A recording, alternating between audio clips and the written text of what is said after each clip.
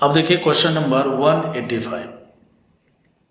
इसमें हमसे जो है pK value in water of picric acid, acetic acid और फिनॉल दिया हुआ है। और आप जानते हो पीके वैल्यू जो होता है के ए वैल्यू और पीके वैल्यू में इन्वर्सली प्रोपोर्शनल का रिलेशन होता है। ठीक है, तो सबसे पहला नंबर तो हम सबको बनाने का कोशिश करते हैं। क्या दिया हुआ है देखिए, यहाँ पर पिक्रिक एसिड है तो ये आपको पता है कि ये OH होता है और ये NO2 है और ये NO2 है और यहाँ पर भी NO2 होता है। ठीक है, ऑर्थो पैरा पर जो है ये ट्राई सब्सटीट्यूटेड होता है।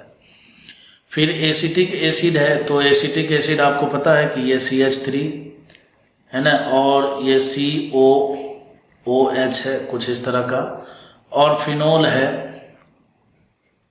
ठीक है, यही सब। तो सबसे पहला नंबर एसिडिक स्ट्रेंथ की बात अगर हम करें तो आपको पता है कि ये एसिटिक एसिड जो है और फिनोल में इसका जो एसिडिक स्ट्रेंथ है वो सबसे ज़्यादा होगा। इन दोनों में ही कंपेयर कर रहे हैं। ठीक है, क्यों? क्योंकि अब आप क्या कीजिएगा कि यहाँ पर जैसे ही आप एनाइन बनाइएगा तो इसका एनाइन जो है 2 = RS देता है। ठीक है, और इसका जो एनाइन है उसको केवल रेजोनेंस की स्टेबिलिटी मिलती है। तो यहाँ पर हम बोलेंगे कि इसका जो एसिडिक स्ट्रेंथ है वो इससे तो ज़्यादा है। अब सवाल उठता है ये पिक्रिक एसिड। ठीक है बच्चों, पिक्रिक एसिड में जैसे ही आप एनाइन यहाँ पर बनाएंगे तो है ना, तो ये एनाइन को देखिए, जो NO2 ग्रुप है ये ऑर्थो पोजिशन पर लगा हुआ है तो -M लगाएगा। इधर भी देखिए NO2 ग्रुप पर लगा हुआ है तो ये भी -M लगाएगा। ठीक है, और यहाँ से भी क्या लगेगा, इस पर -M इफेक्ट लगेगा। तो 3 -M इफेक्ट लगने से इसका एनाइन इतना ज़्यादा स्टेबल हो जाता है, इसकी स्टेबिलिटी इतनी ज़्यादा बढ़ जाती है कि ये एसिटिक एसिड से भी क्या हो जाता है, बहुत ज़्यादा स्ट्रॉन्गर एसिड हो जाता है। समझ गए बात को? तो के वैल्यू की बात अगर हम करेंगे तो हम बोलेंगे कि पिक्रिक जो है, पिक्रिक एसिड जो है ज़्यादा है किससे, तो एसिटिक से, और एसिटिक ज़्यादा है किससे, फिनोल से। ठीक है, तो बताइए पीके वैल्यू के बारे में क्या ख्याल होगा। तो पीके वैल्यू में जो है फिनोल का सबसे ज़्यादा होगा, फिर उसके बाद जो है एसिटिक का होगा और सबसे कम पिक्रिक का होगा। तो देखिए ढूंढते हैं कौन सा है। तो देखिए यहाँ पर जो है पीके वैल्यू, यहाँ पर जो है पीके वैल्यू। ठीक है, पीके वैल्यू देखिए फिनोल का जो है सबसे ज़्यादा कहाँ दिया है, इसमें एसिटिक और पिक्रिक है ना। देखिए ऑप्शन नंबर ए में ही तो है, तो ऑप्शन नंबर ए इसका सबसे करेक्ट आंसर है। ठीक है, अब हम लोग बात करेंगे क्वेश्चन नंबर 186 के बारे में। देखिए क्वेश्चन नंबर 186 में हमसे बोला गया है कि बताइए साइट ऑफ प्रोटोनेशन, है ना, कि अगर यहाँ पर जो है दोनों के पास जो है H+ आए तो बताइए H+ कहाँ पर चिपकेगा। चिपकने का मतलब यह है कि कहाँ से प्रोटोनेशन होगा, लोन पेयर, कौन सा लोन पेयर उसको दे दिया जाएगा। तो सबसे पहले हम देखिए ढूंढते हैं। ऑक्सीजन में भी लोन पेयर है और इस नाइट्रोजन में भी लोन पेयर है। आपको पता है कि ये जो नाइट्रोजन का लोन पेयर है देखिए रेजोनेंस में बीजी है। तो हमेशा ध्यान रखिए बेसिक स्ट्रेंथ में दो प्रकार, हर हमेशा जब भी कभी भी पाई इलेक्ट्रॉन या लोन पेयर या नेगेटिव चार्ज आ जाए तो आप ये देखिए कि जो लोन पेयर है कहीं डीलोकलाइज तो नहीं है। अगर कोई भी लोन पेयर डीलोकलाइज्ड है, डीलोकलाइज मतलब कहीं रेजोनेंस में हिस्सा ले रहा है, ठीक है, तो डीलोकलाइजेशन से क्या होता है, उसका जो पाई इलेक्ट्रॉन है वो चलने फिरने लगता है, मतलब घूमने लगता है। ठीक है, और घूमने से क्या हो जाता है कि वो लोन पेयर जो है फ्री तो है नहीं, और यदि किसी साइड पर मान लीजिए कि लोन पेयर बिल्कुल फ्री है, ठीक है, फ्री है मतलब वो लोकलाइज्ड है, वो कहीं पर भी रेजोनेंस नहीं कर रहा है, तो लोकलाइज्ड लोन पेयर का जो है मतलब बेसिक स्ट्रेंथ ज़्यादा होता है डीलोकलाइज्ड लोन पेयर के रिस्पेक्ट में। ठीक है, ये बात मैंने आपको बहुत बार बताया है। तो अगर फर्स्ट और सेकेंड में देखिए तो ये डीलोकलाइज्ड बोले तो रेजोनेंस में बिजी है, मार्केट में कहीं घूम रहा है, और ये क्या है, आराम से स्थिर से बैठा है और इसी जुगाड़ में बैठा है कि प्रोटॉन जैसे ही आएगा वैसे हम उसको क्या करेंगे, कैच कर लेंगे। समझ के बात को? तो ये तो घूमने में बिजी है और ये क्या है, आराम से घात लगा के बैठा हुआ है। तो बताइए ये क्या करेगा, तुरंत प्रोटोनेशन करेगा। तो ये जो ऑप्शन नंबर 1 है इसमें से 1 जो है, 1 साइट नंबर 1 का जो है बेसिक स्ट्रेंथ ज़्यादा है, बोले तो यहीं पर प्रोटोनेशन होगा। वैसे ही आप अगर इसमें देखिए तो यहाँ पर देखिए ये NH2 है तो इसका मतलब यहाँ पर भी लोन पेयर है, लेकिन ये लोन पेयर जो है देखिए यहाँ पर रेजोनेंस में पार्टिसिपेट करेगा।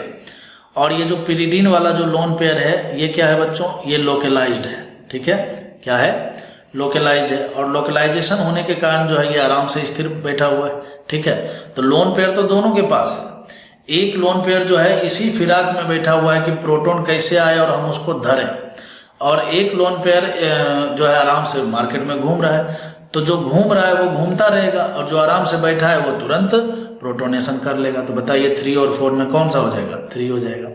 तो 1 और 3 करके आंसर होना चाहिए। तो 1 ये देखिए हो गया। ठीक है, समझ में आया। अब हम लोग नेक्स्ट क्वेश्चन देखते हैं।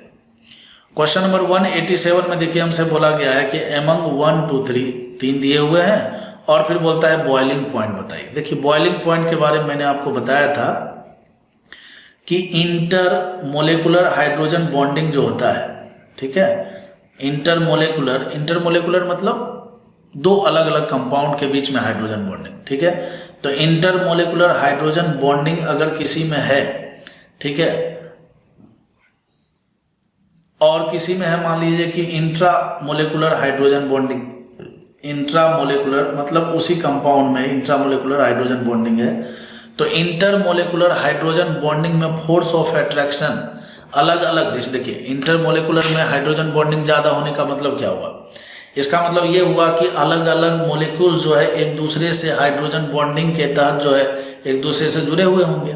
और इंट्रा मोलेकुलर का मतलब क्या हुआ, इंट्रा मोलेकुलर का मतलब हुआ कि उसको बाहर से कोई मतलब नहीं है, वो उस कंपाउंड के अंदर ही हाइड्रोजन बॉन्डिंग किए हुए हैं। समझ गए बात को। तो हमें क्या है कि बॉइलिंग पॉइंट का मतलब होता है कि आपको कितना एनर्जी देना पड़ेगा, कितना हीट देना पड़ेगा ताकि वो सारे एटम्स मॉलिक्यूल्स क्या हो जाए, एक दूसरे से सेपरेट हो जाए। तो यही कारण है कि इंटर मोलेकुलर हाइड्रोजन बॉन्डिंग अगर किसी में पाया जाता है तो उसका बॉइलिंग पॉइंट सबसे ज़्यादा होगा। लेकिन एक बात और भी ध्यान रखना है, अगर मान लीजिए कि कोई एक ऐसा कंपाउंड मिल जाए जिसमें हो तो रहा है इंटर मोलेकुलर हाइड्रोजन बॉन्डिंग ही, लेकिन हाइड्रोजन बॉन्डिंग की संख्या ज़्यादा हो, है ना, जैसे किसी कंपाउंड में मान लीजिए एक ही OH ग्रुप लगा हुआ है और किसी कंपाउंड मान लीजिए एक OH भी लगा हुआ है, एक NH भी लगा हुआ है ना। तो वैसी स्थिति में क्या हमें पता है कि नाइट्रोजन, भाई हाइड्रोजन बॉन्डिंग का कंडीशन क्या होता है कि हाइड्रोजन नाइट्रोजन से, फ्लोरीन से, ऑक्सीजन से, इन तीनों से जब जुड़ा हुआ होता है तो हाइड्रोजन बॉन्डिंग के केस बनते हैं। ठीक है, तो यदि किसी कंपाउंड में मान लीजिए एक से ज़्यादा जगह पर हाइड्रोजन बॉन्डिंग हो रहा हो और इंटर मोलेकुलर हो रहा हो तो स्वाभाविक बात है वहाँ पर फोर्स ऑफ अट्रैक्शन ज़्यादा होगा। ठीक है, तो जितना ज़्यादा हाइड्रोजन बॉन्डिंग होगा उस कंपाउंड का बॉइलिंग पॉइंट उतना ही ज़्यादा होने वाला है। देखिए अब क्वेश्चन में मैं आपको समझाने का प्रयास करता हूँ। देखिए बच्चों यहाँ पर एक ही OH दिया हुआ है और यहाँ पर जो है 2 OH है और इसमें 2 OH है। ठीक है, लेकिन ये ऑर्थो पोजीशन पर होने से के कारण जो है ये क्या है कि एक दूसरे के साथ अट्रैक्ट होंगे। और यहाँ पर देखिए लिखा हुआ भी है, मैंने ही लिखा है, इंट्रा मोलेकुलर हाइड्रोजन बॉन्डिंग है। इंट्रा मोलेकुलर मतलब कंपाउंड के अंदर ही बन गया। और यहाँ पर देखिए OH है तो इसका मतलब ये है कि ये O और H में जो है H पर पॉजिटिव चार्ज और H पर ऑक्सीजन पर निगेटिव चार्ज है, पोलराइजेशन होगा।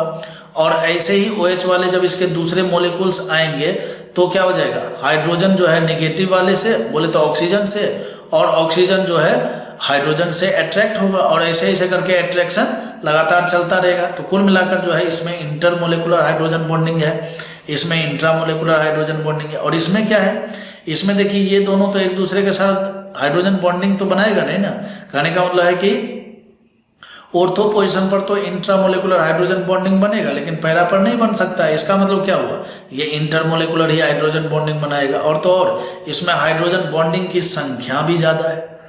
ठीक है, तो यदि किसी मोलिक्यूल में हाइड्रोजन बॉन्डिंग की संख्या ज़्यादा हो तो फोर्स ऑफ अट्रैक्शन ज़्यादा होगा, और फोर्स ऑफ अट्रैक्शन जितना ज़्यादा होगा उस कंपाउंड का बॉइलिंग पॉइंट उतना ही ज़्यादा होता है। यही कारण है कि आयोनिक बॉन्ड अगर कहीं पर भी दिख रहा है तो आयोनिक बॉन्ड का बॉइलिंग पॉइंट सबसे ज़्यादा होता है with respect to covalent bond, with respect to hydrogen bonding, with respect to dipole dipole attraction.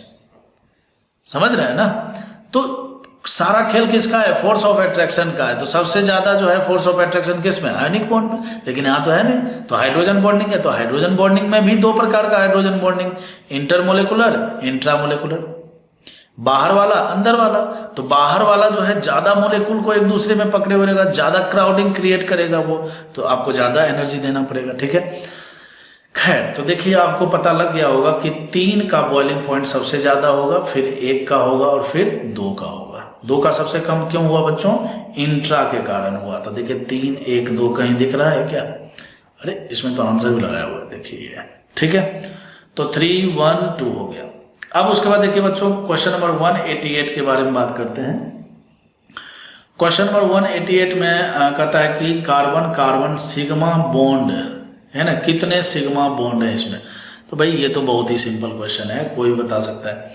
देखिए कार्बन कार्बन में जब डबल बॉन्ड होता है तो आपको पता ही है कि इसमें जो है एक सिग्मा होता है और एक पाई बॉन्ड होता है। अगर कहीं पर ट्रिपल बॉन्ड है तो ट्रिपल बॉन्ड है तो एक सिग्मा होगा और 2 पाई बॉन्ड होगा। और हमसे क्या पूछा गया है? सिग्मा बॉन्ड ही पूछा गया है। तो बताइए यहाँ पर देखिए काउंट कीजिए। यहाँ पर देखिए 6 बॉन्ड तो डायरेक्ट ही दिख रहा है, तो 6 बॉन्ड दिख रहा है तो इसका हम लोग 6 सिग्मा बॉन्ड तो इस वाले में डायरेक्ट मिल गया।